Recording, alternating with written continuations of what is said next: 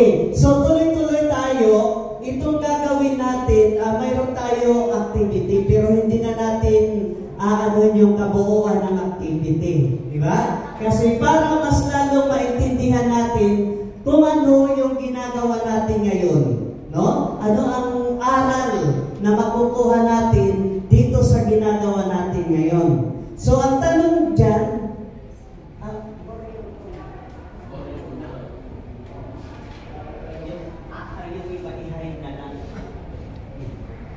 okay.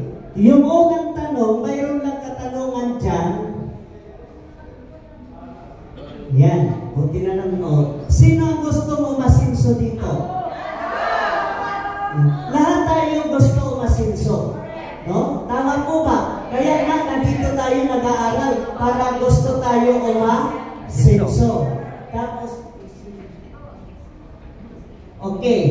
So, ngayon, mayroon isang istorya. Mayroon isang tao na nakasakay sa isang kabayo at the same time, mayroon isang tao na naglalakad sa bundok, sa gilid ng bangin. Itong tao na to, nagkaroon siya ng sakit na amnesia. Familiar ba sa amnesia? Yes. Yung nagkaroon ng Alzheimer's disease. Di ba? Hindi niya naalala hindi niya alam yung sarili niya. No? Nawalan siya ng pag-iisip na matino, hindi niya maalala kung ano yung mga nangyayari sa mundo. No? So itong tao na to, naglalakad sa napakahabang daanan. Doon sa paglalakad niya, paglalakbay niya, dahil mayroon nga siya amnesia, di niya alam kung ano ang gagawin. Lakad lang siya ng lakad. At bigla siyang natisod. Nahulog siya sa bangin. Doon sa bangin, mayroon isang kahoy doon na nakatayo. Nahulog siya na ano siya sa kahoy, kumbaga sa nasabit siya sa kahoy. Tapos, nung nakahawak siya sa kahoy, sabi niya, Lord, tulungan mo naman ako. Tapos mayroon siya narinig, sabi, bumitaw ka. Kaya lang hindi siya bumitaw. Nanatili siya doon na nakasabit sa kahoy. Hanggang napagod siya, hindi siya bumitaw.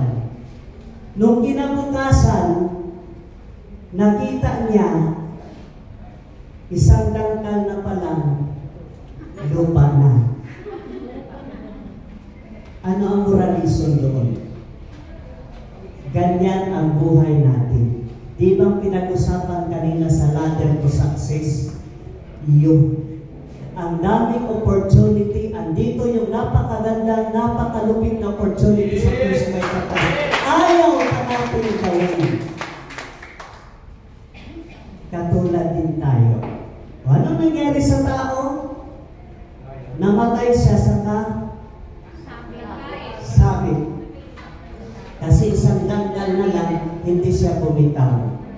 Andito na yung napakagandang opportunity, hindi pa natin binibitawan yung mga pinagkakaabalahan natin. Kasi bakit? May mga second option pa tayo. Kaya ang gagawin ngayon, anong sabi madaling gawin, is easiest way. Madaling gawin. Tumingin tayo sa sarili natin. No? So, ngayon, hindi na tayo mag-iisa-isa. Akin na. Kasi wala na tayong oras. No? So, ang gagawin, tingnan mo. Manalangin ka sa sarili mo. Ano ba ang nangyayari sa'yo? Nasaan ka na ba ngayon? Nakasabit ka pa ba sa kahoy? O gagawin mo na ang First Vita Plus? Okay. So, sabi pa, reflect sa ating sarili, bakit ako tayo, o bakit ba ako gumagalaw? Because I am alive. Buhay ako. Then, why alive? Because I have a life. May buhay tayo. Kaya kailan gumagalaw tayo, kaya lang, why is there life?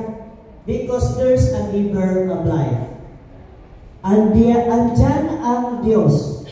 No? So bago po ipagpatuloy, pakinggan natin yung isang maikling reflection.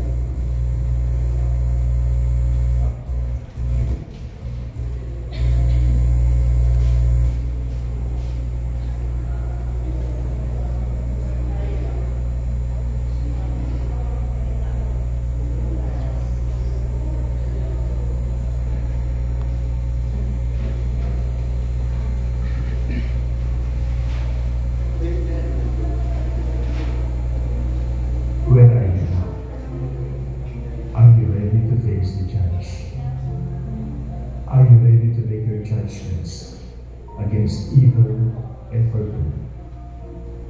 And are you willing to do what is right with the right motivation, for the right reason, all the time? Let us not lead ourselves face to face with God, who is angry, who is crying, because we have been blinded when the temples were built. We have been blinded by the achievements we have reached, because we have been blinded to think that we can be forever without God. So minsan, natatakpan tayo kung ano-ano yung mga naririnig natin sa labas.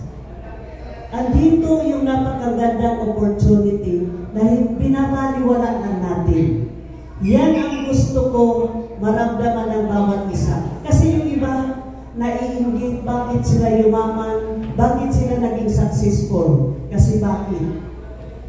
Ayaw naman sila bumitaw sa mga gusto nilang gagawin dito sa Perspective Plus dapat. No? Yung oras,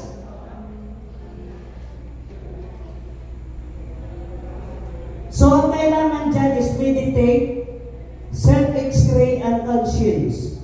Examine, ano ba, nasaan ba yung sarili natin? Kailangan lang natin ang acceptance. Oo, may mga paghihirap sa labas.